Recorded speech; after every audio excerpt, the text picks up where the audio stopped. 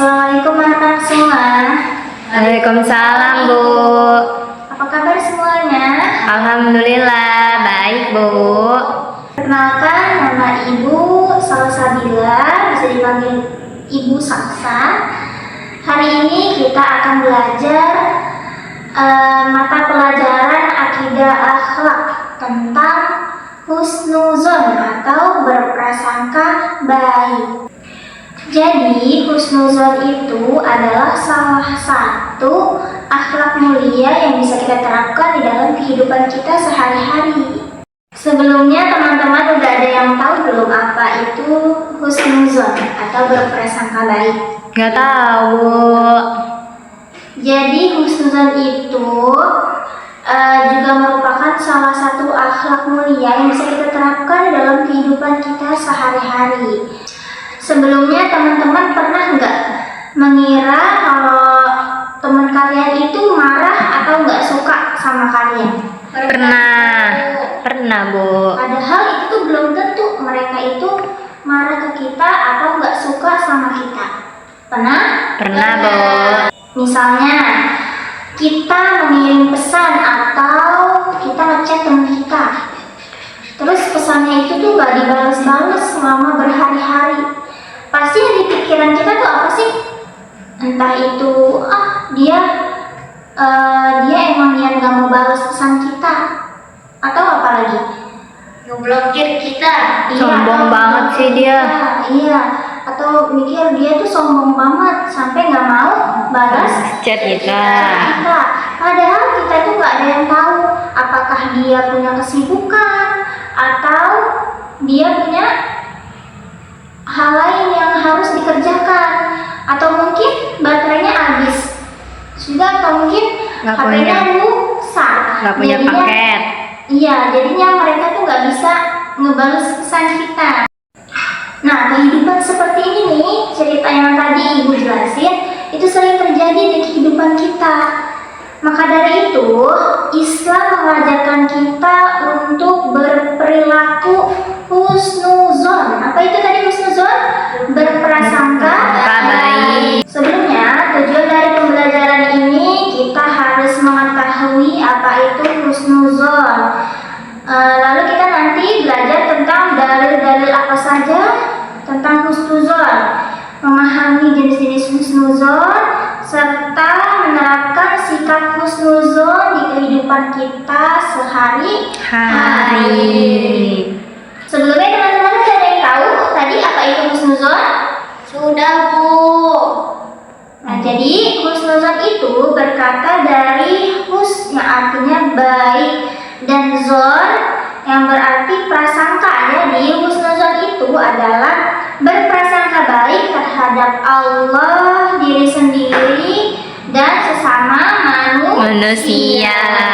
Nah, lawan dari husnuzon itu adalah su'uzon atau berprasangka buruk. Jadi Allah Subhanahu wa taala itu berfirman di dalam Quran surah Al-Hujurat ayat 12 yang artinya, jauhilah banyak prasangka karena sebagian prasangka itu adalah dosa. Dan Rasulullah SAW juga pernah bersabda, jauhilah prasangka karena prasangka adalah perkataan yang paling bohong. Jadi di sini ada 3 macam atau 3 jenis husnuzon. Yang pertama, husnuzon kepada Allah. Contohnya yaitu meyakini bahwa semua ketentuan Allah itu mengandung hikmah. Yang kedua, husnuzon kepada diri sendiri, yaitu percaya pada kemampuan dan potensi yang kita miliki.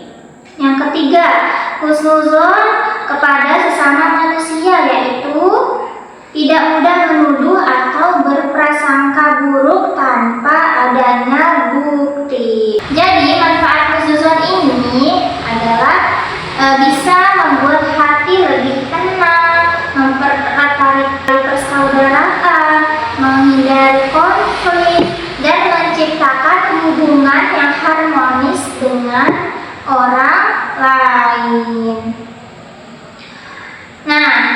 Sekarang coba perhatikan kasus ini nih, contohnya. Jika ada seorang siswa yang terlambat sekolah, contohnya si A, dia terlambat sekolah. Ada kan pasti kita pikiran buruk tentang dia kenapa sih terlambat sekolah? Apa yang teman-teman pikirkan? Males. Iya, pasti dia males gara-garanya, jadinya terlambat sekolahnya. Terus apa lagi? Bangunnya kesiangan. Iya, pasti bangunnya kesiangan gara-garanya. Padahal kita nggak ada yang tahu. Siapa tahu orang itu di perjalanan kena macet atau terjadi sesuatu Hal-hal yang tidak terduga, contohnya seperti kecelakaan, kita nggak ada yang tahu kan. Jadi tetaplah berhusnuzon atau berprasangka baik.